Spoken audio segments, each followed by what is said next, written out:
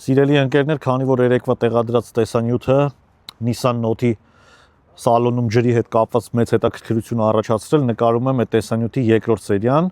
որ ձեզ ցույց տամ որտեղ է խնդիրը, որովհետև հիմա բոլոր Nissan Note ունեցողները անհանգիստ են իրենց մեքենաների համար։ Նախ խնդրի մոտավոր տեղակայումը գտնելու համար որոշեցինք ողջ մեքենան թռչել։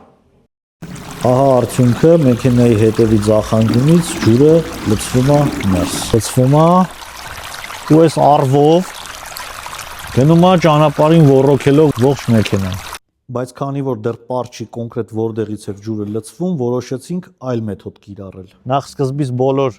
ղեկ փոխողներին հանգստացնեմ, որ ղեկ փոխելու հետ կապ չունի, մեքենայի կուզովի զավասկոյ խնդիր է, բեր մոտիկ կամերան։ Այսա։ Ջուրը այստեղից լցվում է, կամերայի մեջ երևում է։ Այս էլ մի դրսից ցույց տամ,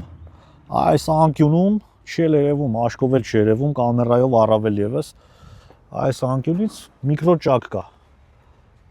զավասկոյ հերմետիկների ու տեղից քաշում է ներս։